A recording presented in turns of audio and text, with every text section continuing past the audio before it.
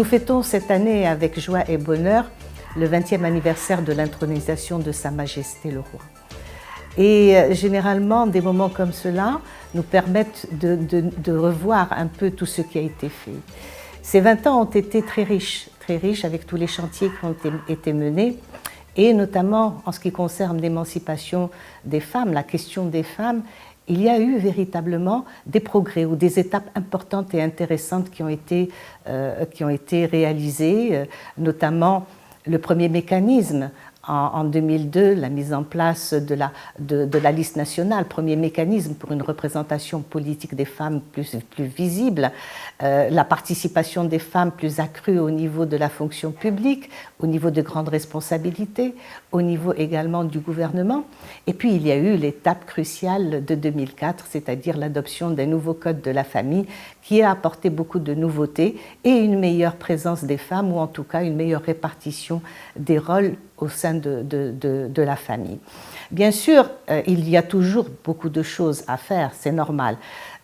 Il y a par exemple avec le nouveau modèle de développement qui a été initié par Sa Majesté, eh bien, nous allons nous interroger et nous allons être interpellés sur la place des femmes dans ce nouveau modèle de développement, notamment avec la déconcentration, la décentralisation, la régionalisation qui va venir.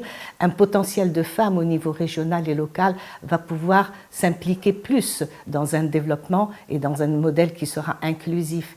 Également, au niveau, par exemple, des belles avancées qui ont été faites au niveau du Code de la famille, il y a également aujourd'hui assez de recul pour savoir est-ce que cette application a été faite dans de bonnes conditions, est-ce qu'il y a des choses à améliorer. Et à mon avis, je pense que par exemple, au niveau par exemple du mariage des mineurs, qui était révolutionnaire avec donc l'âge limite de 18 ans, aujourd'hui il faut s'interroger est-ce que ça a été appliqué ou non, et il y a d'autres dispositions du Code de la famille qui devraient aujourd'hui peut-être évoluer. Nous sommes également à la veille de 2021, c'est-à-dire des échéances législatives prochaines, de nouvelles élections, et je souhaite personnellement qu'il y ait une véritable mise en œuvre de la Constitution de 2011 qui a amené de grandes nouveautés en termes d'égalité, en termes de parité.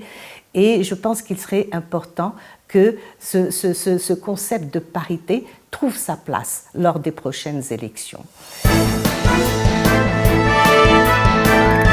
Depuis la nomination du roi Mohamed VI, la femme est devenue très émancipée, la femme a montré son côté moderne, a montré son côté talentueux, ça veut dire elle s'est émancipée de tous les points de vue. Avant, les femmes ne faisaient pas autant de sport que maintenant, avant les femmes ne sortaient pas aussi habillées qu'avant. Avant, c'était le port de la djellaba, le hijab, le foulard.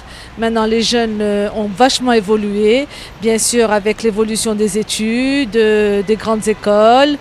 Et le roi Mohamed VI, la vérité, il a ouvert beaucoup de portes à toute la jeunesse marocaine. كاينه تغييرات في القانون بالنسبه للمراه، بالنسبه للعنف دابا ضد المراه، يعني كيبان لينا كاينه فيه واحد داروا فيه مساطير اللي هي زعما الحمد لله جابت شويه بعدا ديال الحقوق للمراه، ان المراه ما بقاتش كتعنف وكتسكت، ما بقى ولات المراه كتخرج وكتعبر على هذا العنف اللي كيتمارس عليها. لا، الحقوق اللي كيتعطاو المراه من حقها ومزيانين زعما ماشي مشكل. دابا الحقوق بحال المراه كانت ضايعه في الحق ديالها مع الراجل، كانت يعني الوليدات ديالها الا طلقت مهبوله، ما الراجل كيمشي معاها ما كيعطيهاش حقها ما والو، ولكن دابا المداوله يعني عطاتها الحق ديالها.